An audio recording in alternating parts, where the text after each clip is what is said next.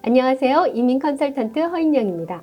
오늘은 캐나다 이민의 급행열차인 익스프레스 엔트리 프로그램의 점수 계산법과 점수 높이는 법에 대해서 알아보려고 합니다.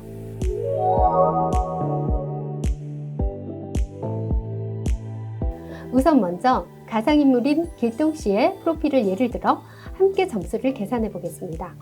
길동씨는 대한민국의 평범한 32세 남성입니다. 한국에서 4년제 문헌정보학을 전공했고 전공과는 전혀 상관없는 사무직으로 2년간 일을 했습니다. 그리고 기본적인 영어 실력 정도로 캐나다에 와서 LMI를 통한 취업 비자를 받아 주유소에서 1년 전부터 슈퍼바이저로 일을 하고 있습니다. 자, 이제 처음으로 할 일은 구글에서 CRS를 검색하세요. 자, 여기서 캐나다 이민국 웹사이트에 점수 계산 페이지로 들어가겠습니다. 맨 위에 보이시죠? 자, 스크롤 다운해서 여기 보시면 첫 번째 질문, 결혼 여부입니다. 길동씨는 결혼한 적이 없으니까 Never married 선택해야겠죠? 다음은 나이, 만 32세라고 말씀드렸으니까 32세 선택하겠습니다. 그 다음 교육 수준을 확인하는 질문입니다. 클릭하시면 리스트가 나오는데요.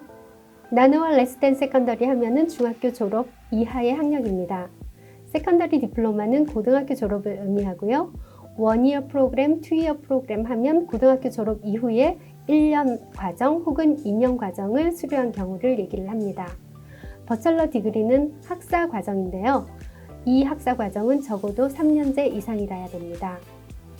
그 다음에 2 or more certificate diploma degree라고 하면 2개 이상의 전문 과정을 졸업한 경우고요. 이 두 과정 중에 하나는 반드시 3년제 이상이라야 됩니다. 마스터 디그리는 석사, PhD는 박사입니다.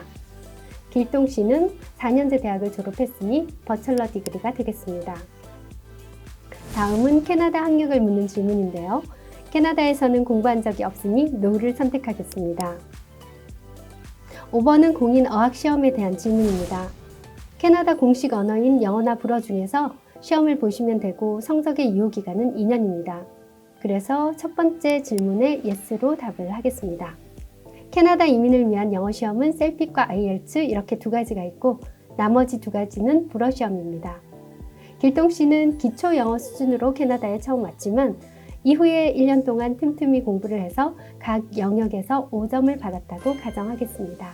다음으로는 추가 어학 성적, 즉 세컨 랭귀지에 해당하는 어학 성적을 보유하고 있는지에 대한 질문인데요. 만약 이전 문항에서 영어를 선택했다면 여기서는 불어를 선택했다면 여기서는 영어를 선택할 수 있습니다. 길동씨는 불어 성적이 아예 없기 때문에 맨 아래에 Not applicable을 선택하겠습니다. 10년 이내에 캐나다에서 숙련직으로 일한 경력이 있는지를 물어보는데요. 이때 경력은 유급이면서 주당 30시간 이상의 풀타임이어야 합니다. 만약 주당 15시간의 파트타임을 했다면 2년을 해야 1년을 인정받겠죠? 길동씨의 경우 이미 1년을 캐나다에서 숙련직으로 경력을 쌓았기 때문에 1년을 선택하겠습니다. 그 다음은 해외에서 숙련직으로 일한 경력을 물어보는 질문인데요. 한국에서 2년간 사무직으로 있었으니 2년을 선택하면 되겠죠? 다음 7번째 질문은 실수를 굉장히 많이 하는 문항입니다. 바로 캐나다 주정부나 연방에서 발행한 자격증을 보유하고 있는지를 물어보는 질문인데요.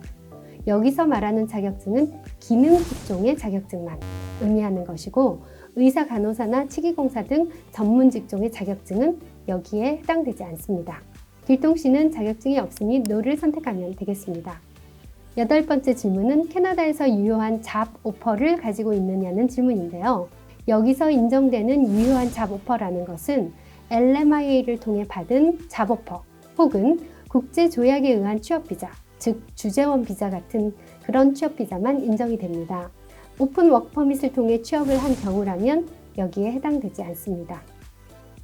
길동씨는 LMIA 승인을 거쳐 받은 취업 비자이니 Yes를 선택하면 됩니다.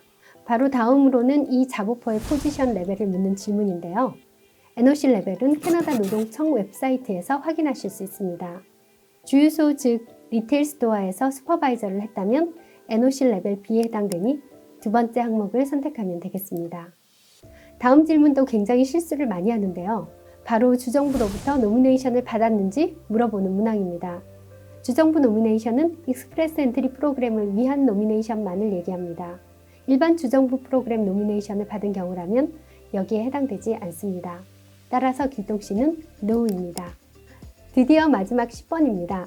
10번 질문은 캐나다 시민권자나 영주권자 가족, 배우자 혹은 형제 자매가 있는지를 물어보는 문항입니다. 캐나다에 아무런 연고가 없는 길동씨는 당연히 NO가 되겠죠? 그럼 점수를 합산해 보겠습니다. 우리 길동씨의 총점은 357점입니다. 성적을 높이는 첫 번째 방법은 영어 성적을 높이는 것입니다. IELTS에서 모두 6점을 받는다면 기존 점수 27점에서 68점으로 상당히 높은 점수가 올라가네요.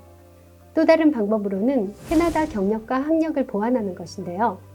이렇게 한다 하더라도 점수가 그리 크게 올라가지는 않습니다. 여기서 연방 익스프레스 엔트리를 확실히 보장할 만큼 높은 점수를 받는 방법은 주정부 익스프레스 엔트리 프로그램의 승인을 받아서 추가 점수 600점을 받는 것입니다. 알버타주 익스프레스 엔트리 프로그램은 알버타주에 연고가 있는 사람 중에서 CRS 고득점자에게 추천장을 줍니다. 알버타주 연고라고 하는 것은 알버타주의 자보퍼나 알버타주 경력, 알버타주 학력, 그리고 알버타주 친척 중에 한 가지만 있으면 해당이 됩니다. 길동씨는 알버타주에 자보퍼가 있고 경력까지 있으니 자격이 충분하겠죠? 오늘 저와 함께 계산해 보신 것처럼 이민국 웹사이트를 통해 누구나 쉽고 간편하게 캐나다 이민의 가능성을 확인해 볼 수 있습니다. 점수가 너무 낮아도 좌절하지 마세요. 점수를 올릴 수 있는 방법은 다양하게 있고 특히 주정부 익스프레스 엔트리를 잘만 활용한다면 어렵다는 연방 익스프레스 엔트리도 가볍게 통과할 수 있습니다.